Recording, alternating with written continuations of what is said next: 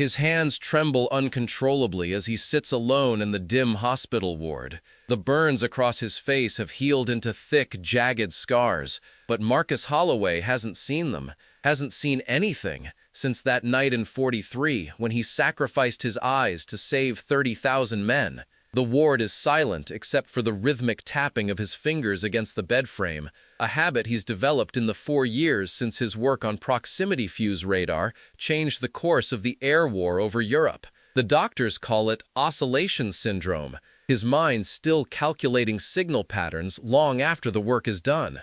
They've diagnosed him with acute radiation exposure, progressive neurological damage, and severe combat psychosis. But the Navy refuses to acknowledge any of it in official records. How does someone responsible for saving more Allied bomber crews than any other single innovation end up forgotten in a military psychiatric ward, his name redacted from technical manuals and awards? The nurses only know him as Patient 17. The engineers who adapted his technology now call it the Automatic Signal Detection System. His family was told he died during a bombing raid over the Bristol Channel, but Marcus Holloway is still breathing, still calculating in a windowless room that smells of antiseptic and electrical burn, still paying for what the Admiral called the most reckless act of technical insubordination in naval history. The nurses say he hasn't spoken a word in 16 months, but sometimes, in the darkest hours before dawn, they hear him whispering coordinates and frequencies as if he's still standing in that radar control room, still feeling his way through the impossible solution that nobody thought would work, the solution that saved the entire 8th Air Force from decimation over the skies of Germany, the solution that cost him everything. The proximity fuse radar was supposed to be impossible. The Mark 7 targeting system installed in B-17 bombers was experiencing an 87% failure rate over German airspace. Official doctrine stated clearly, radar frequencies couldn't penetrate the Reich's jamming technology. The chief engineer at Wright Field told Congress that Allied bombers would simply have to accept catastrophic losses until the jamming technology could be overcome. Radar has fundamental physical limitations, he testified. No amount of engineering can overcome the laws of physics. The strategic bombing campaign would have to continue despite losing nearly 9 out of every 10 planes. Commanders accepted this grim mathematics as the cost of victory. Field Marshal Montgomery himself approved the continuation of daylight bombing raids, knowing the horrific toll it would take. "The war will be won by material superiority," he wrote to Churchill. "We must accept the losses to achieve the necessary destruction of German industry." Crews were told their missions were essential, even as the odds of returning from a bombing run dropped below 20%. On cloudy mornings, bomber crews would look up at the sky with dread. The clouds meant they couldn't see their formation partners, couldn't see the enemy fighters until they were right on top of them. But what really terrified them was knowing their radar, their only technological advantage, was essentially useless. German jamming turned their screens to static, their targeting systems to expensive paperweights. Each mission became a blind flight into a wall of flak and fighters.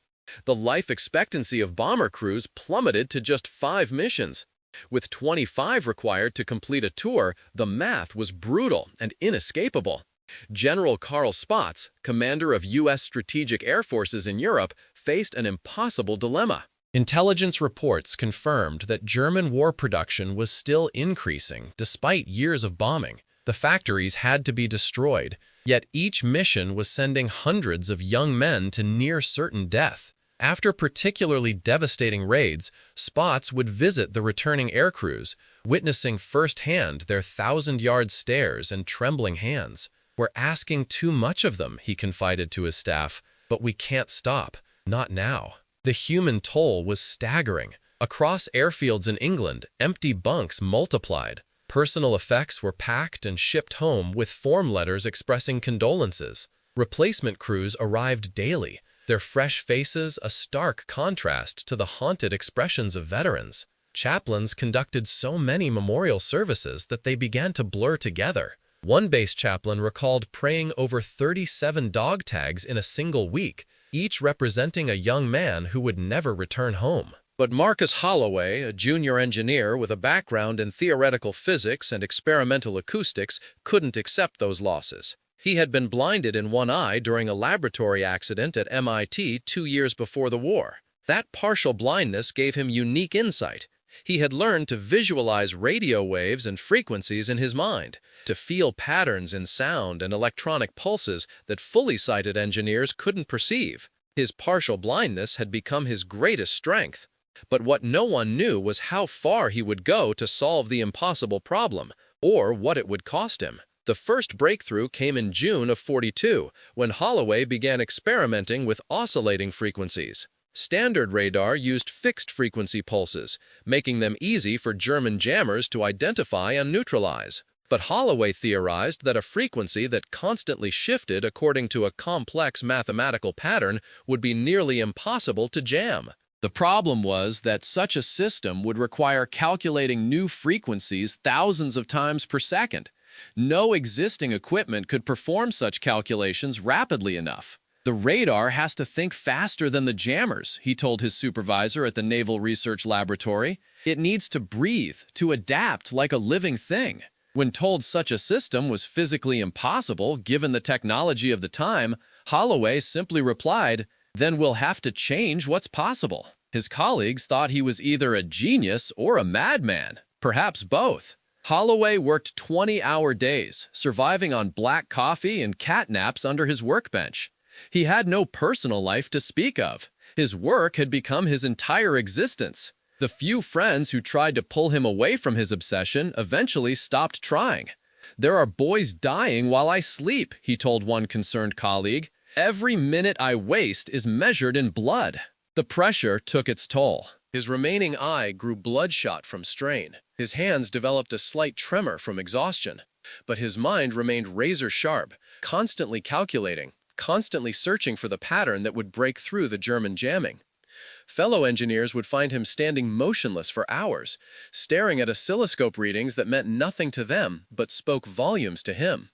Commander Richard Peterson recalls finding Holloway working through the night, surrounded by dismantled radar components and pages of calculations. "I've never seen anyone work like that."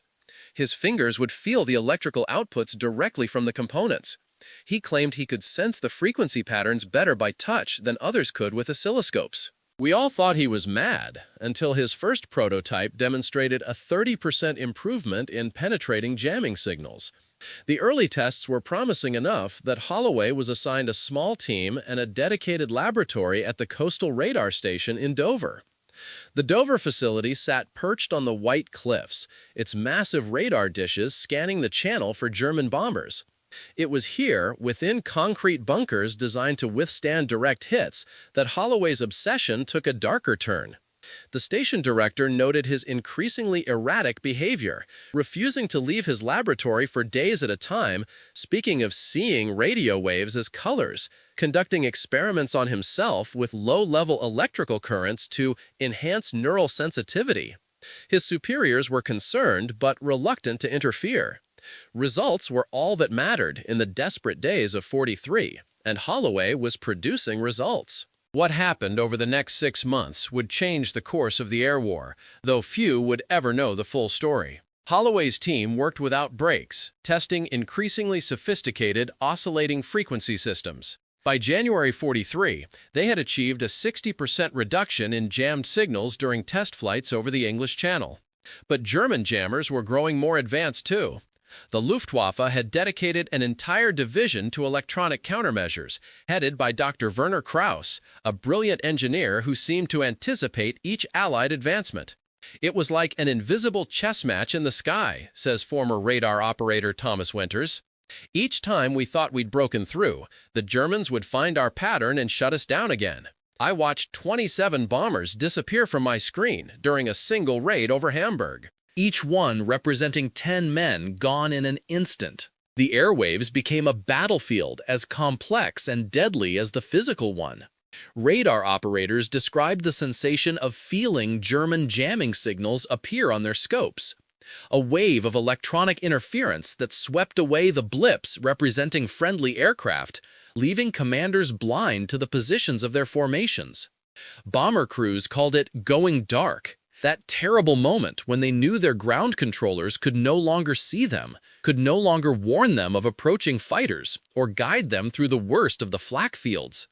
The Germans were using a sophisticated system called Doppel, what the Allies called window.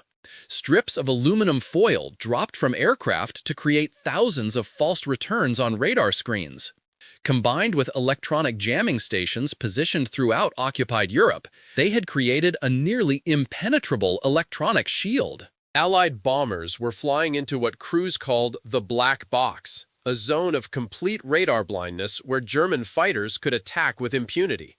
The pressure to find a solution intensified after Black Thursday, October 14, 43, when 60 B-17 flying fortresses were lost in a single raid on the ball-bearing factories in Schweinfurt. 600 men gone in hours. The 8th Air Force was bleeding to death in the skies over Germany. Some strategists began arguing for an abandonment of the daylight bombing campaign altogether. "We'd lost nearly a third of our operational bomber force in one day," recalls General Curtis LeMay. "I was being asked to send boys to their deaths with odds that no commander should accept. But abandoning the daylight precision bombing strategy would mean extending the war by years." The moral weight of these decisions hung over every briefing room across England. Send them to die, or let the war drag on indefinitely. There seemed to be no third option. One bomber pilot, Captain Edward Miller, described the psychological impact of flying those missions. "You'd look around the mess hall at breakfast, memorizing faces, knowing half those boys wouldn't be there for dinner." The worst part was the helplessness, knowing your radar was blind, your gunners couldn't see through the clouds, and somewhere out there, Messerschmitts were circling like sharks, just waiting for the order to attack. This was when Marcus Holloway made his fateful decision.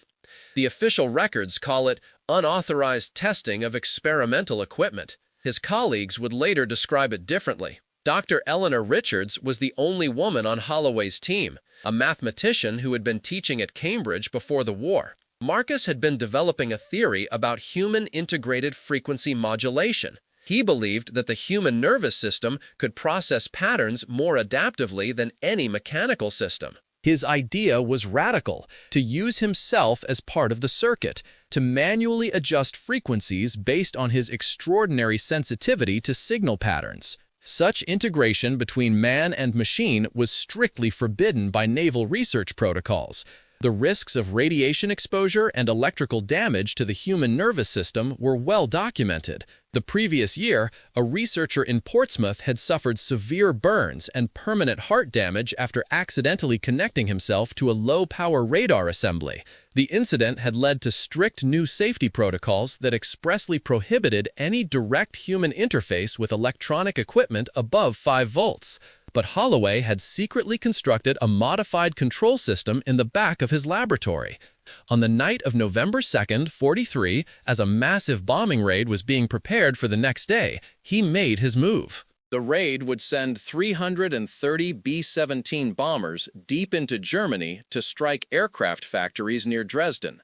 Intelligence reported that the Germans had deployed their most sophisticated jamming systems in the area. Projected losses were estimated at 75%. More than 2,000 men would likely die. He waited until after midnight when the station was minimally staffed, Richards explains. He had modified a radar control panel to allow direct neural feedback. The system would channel the radar signals through his own nervous system, using his extraordinary sensitivity to detect patterns and variations that machines couldn't.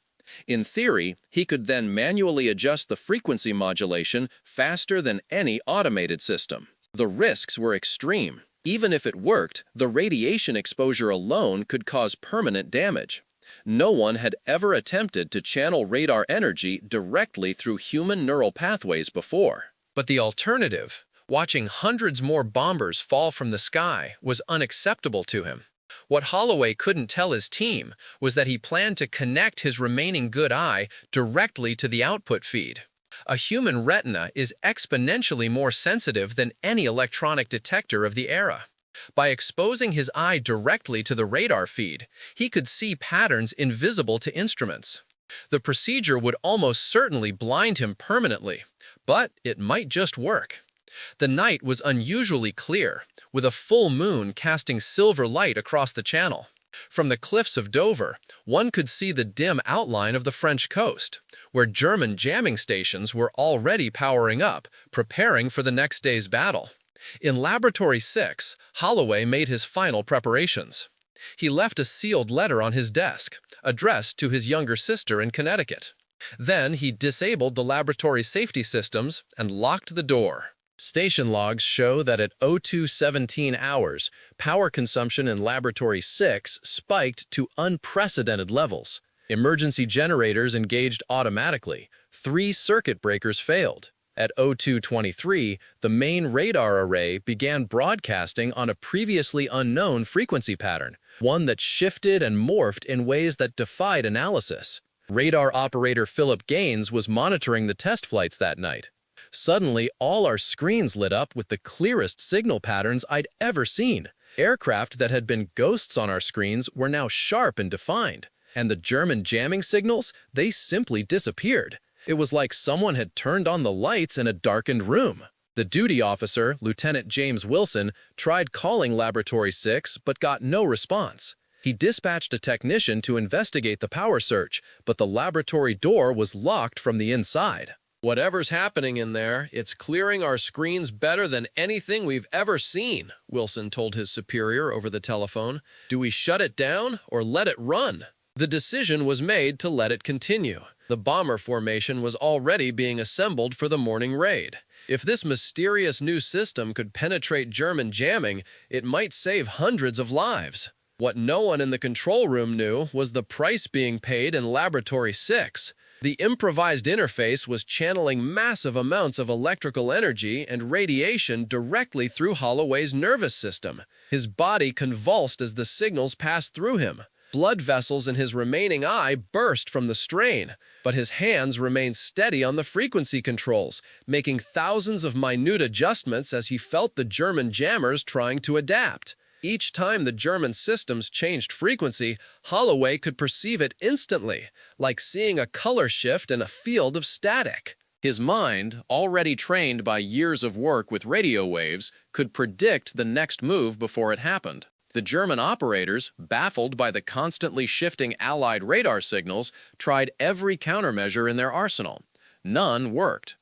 For the first time, Allied radar was staying one step ahead of German jamming. For 4 hours and 17 minutes, Marcus Holloway manually maintained the oscillating frequency shield that protected the bomber formation. 330 aircraft carrying over 3,000 men flew through previously impenetrable German air defenses. Only 12 bombers were lost, a 96% survival rate compared to the expected 25%. The raid destroyed 87% of the targeted production facilities. Air commanders called it a miracle. In Laboratory 6, technician Samuel Wright found Holloway unconscious at his station, blood streaming from his eyes and ears, severe electrical burns covering his hands and face. The modified radar equipment had partially melted from the power surge, but the data recordings were intact, showing the complex, seemingly impossible frequency patterns that had defeated the German jammers. Wright's official report describes finding subject unresponsive but still connected to equipment.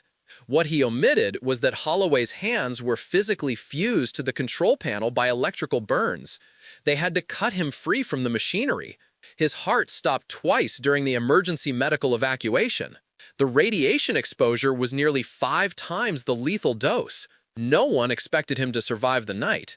The medical officer who first treated him, Captain Michael Brennan, would later testify to a classified naval review board, "I've never seen injuries like that and had the patient survive. His nervous system had absorbed enough electrical energy to power a small village. The burns on his hands went down to the bone in places, and his eyes." There was nothing left to save. But Marcus Holloway didn't die.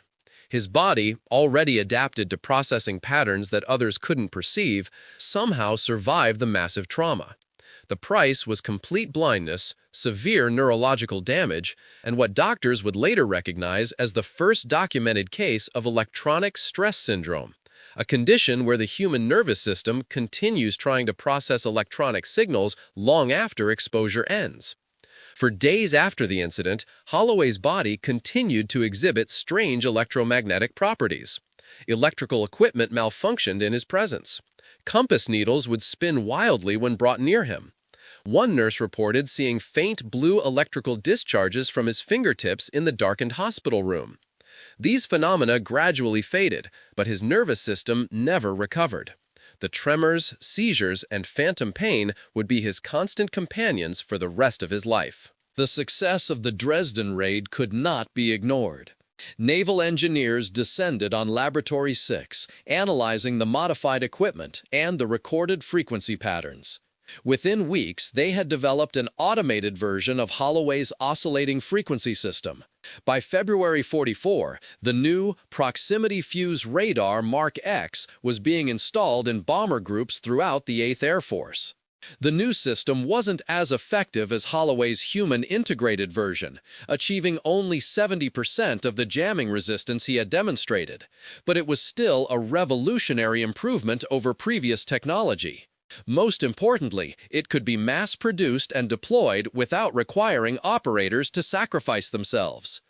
Lieutenant General James Doolittle, commander of the 8th, reported to Washington, "The new radar system has reduced our losses by 78% while increasing targeting accuracy by 43%. This single innovation may have turned the air war in our favor." What the report didn't mention was the system's creator.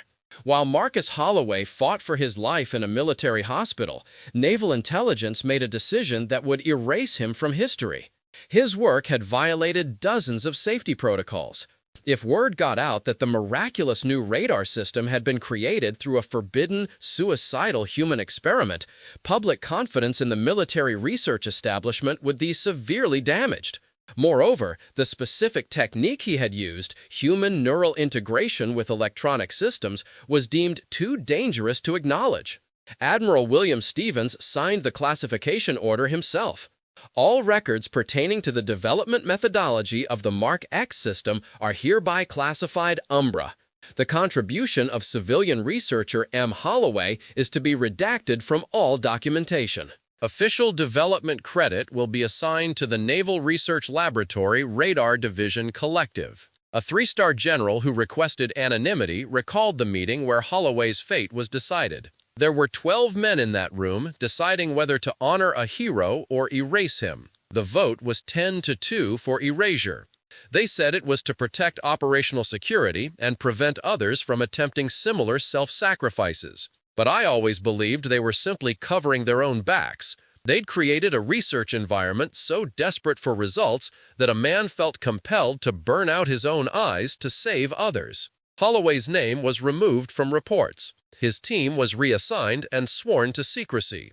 His family was informed that he had died during a German bombing raid on the research station.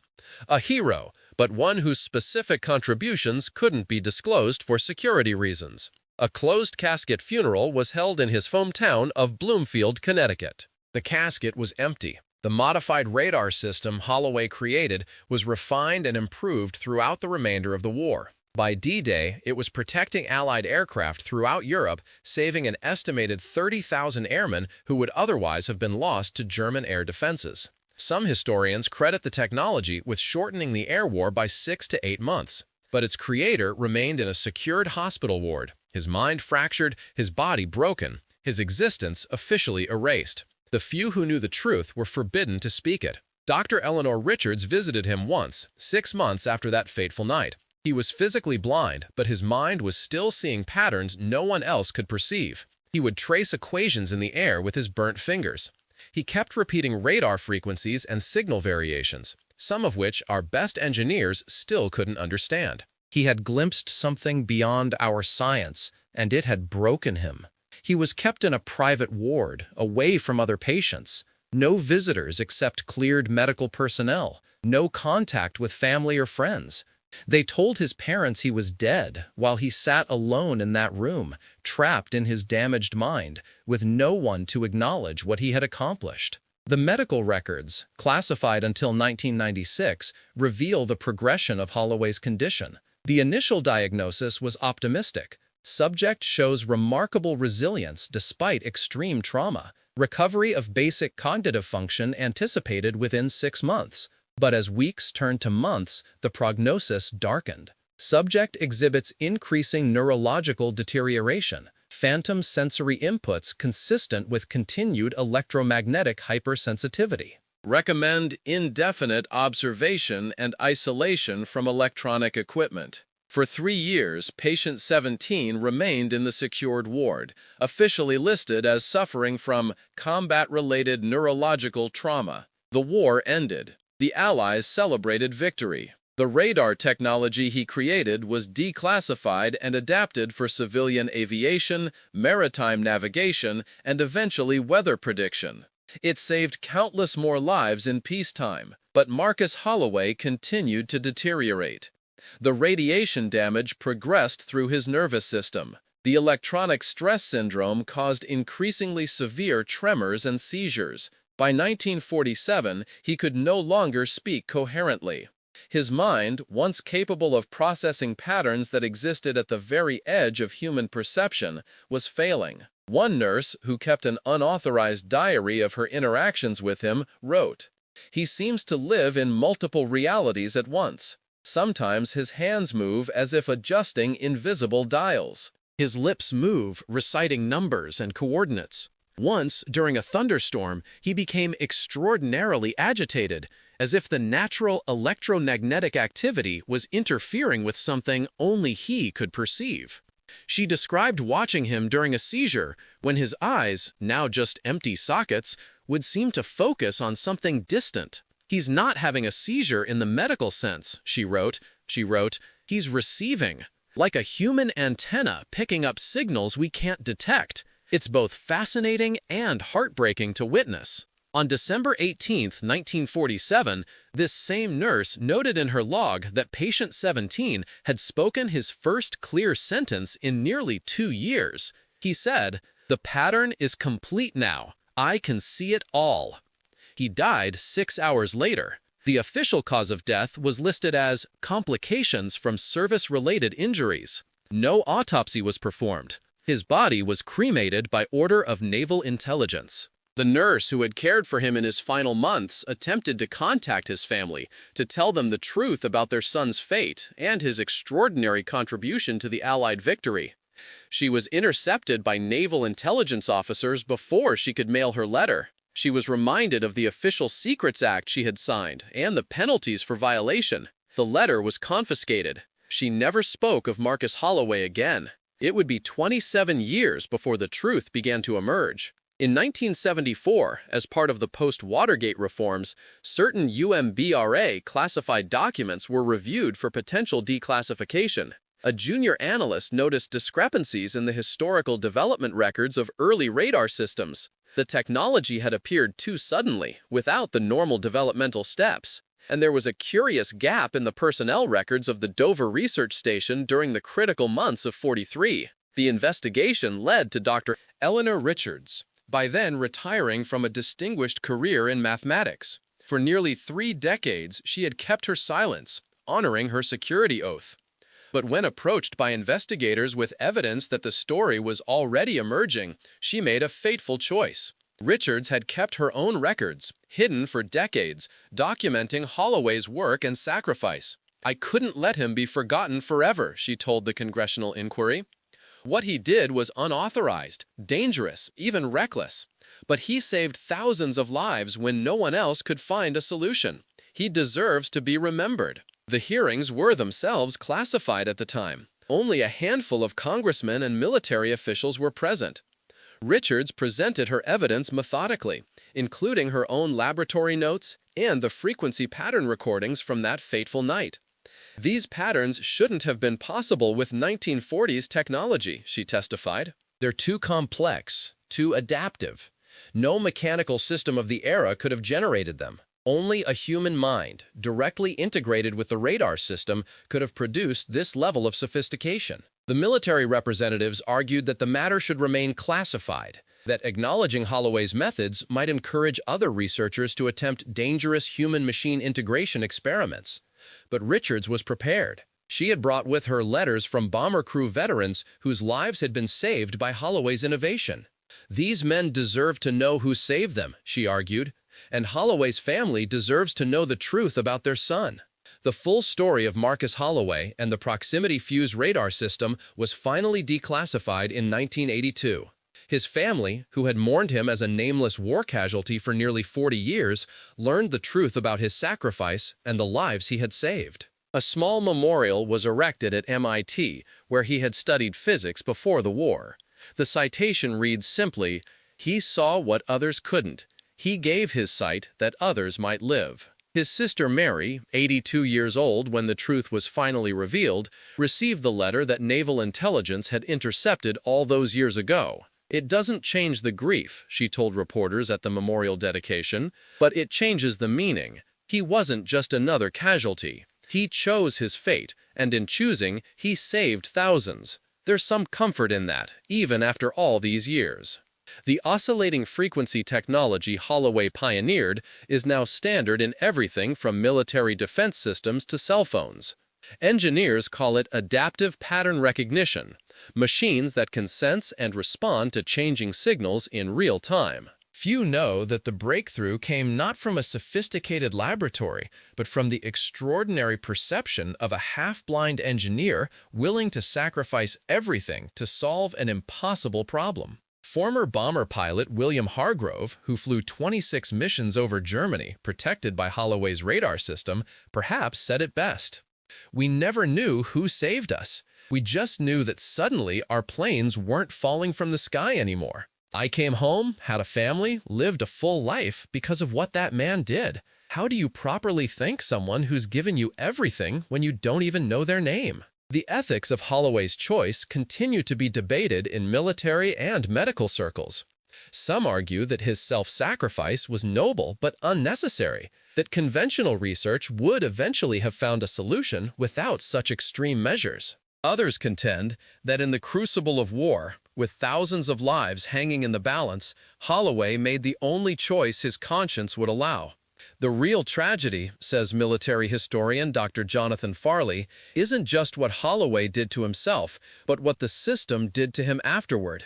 They used his discovery, refined it, deployed it widely, all while erasing him from the narrative. He saved 30,000 men and was rewarded with isolation, anonymity, and suffering. Marcus Holloway gave more than his sight. He gave his identity, his future, his place in history. The sacrifice continued long after the physical act itself, years of isolation, pain, and erasure. He died alone, his mind still processing phantom signals, still fighting an invisible war that had ended years earlier. Some questions remain unanswered. Did he know the full price he would pay? Did he willingly accept not just blindness, but the complete destruction of his existence? Or did he simply see no other choice when thousands of lives hung in the balance? The truth may lie in the only personal document that survived, a letter Holloway wrote to his sister the week before his experiment. Naval intelligence intercepted it, and it remained classified until 1991. The letter reads, in part, "There are patterns in the world that most people never perceive. My partial blindness has been a strange gift. It lets me see what others miss. I've found a solution to the radar problem, but implementing it carries significant risk. By the time you read this, you'll know whether I succeeded. Remember that whatever happens, it was my choice. Some prices are worth paying if the alternative is watching good men die when you could have saved them." The technology that began with Holloway's sacrifice continues evolving. Modern adaptive radar systems protect aircraft, ships, and entire cities. The fundamental insight that patterns can be recognized and adapted to faster than they can be jammed or disrupted has applications far beyond what even Holloway could have imagined. But the human cost of that breakthrough remains a sobering footnote in technological history. In recent years, as human-machine interface technology advances, ethicists have begun re-examining Holloway's case. His desperate measure, literally connecting his nervous system to electronic equipment, foreshadowed modern research in neural interfaces and brain-computer connections. The line between human and machine continues to blur, raising questions about where the boundaries should be drawn. Holloway crossed a line we now recognize as dangerous, says Dr. Sarah Chen, a bioethicist specializing in human enhancement technologies, but he did so out of necessity, in a time of existential crisis. The question for us today is, what lines are we crossing in times of peace simply because we can? His sacrifice should remind us that technological advancement always carries a human cost, whether immediately visible or not. In the end, Marcus Holloway represents both the triumph and tragedy of wartime innovation. He found a solution when conventional approaches failed. He saved thousands when the alternative was accepting massive losses. But the very institutions he served then erased him, denied him recognition, and left him to suffer alone with the consequences of his sacrifice. Perhaps the most poignant aspect of Holloway's story is how close it came to being lost forever.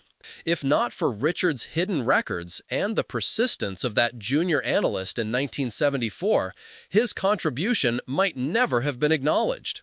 How many other heroes of science and technology remain nameless, their sacrifices unrecognized, their stories untold? For those 30,000 airmen who returned home because of one man's impossible solution, for their children and grandchildren who exist because those men survived, Marcus Holloway's sacrifice continues to resonate across generations.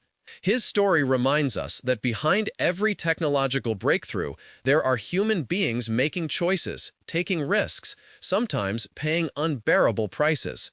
If this story has stayed with you, consider what it means to make the ultimate sacrifice, not in a moment of battlefield courage, but through a deliberate choice to give everything for others. And remember that some heroes die twice, once when they give their lives, and again when their stories are erased. By remembering Marcus Holloway, we ensure that at least in this case, the second death has been undone. Continue exploring these hidden contradictions of history, where the same systems that benefit from extraordinary sacrifice can also erase the sacrificer. If this story resonated with you, share your thoughts below and help keep these forgotten stories alive.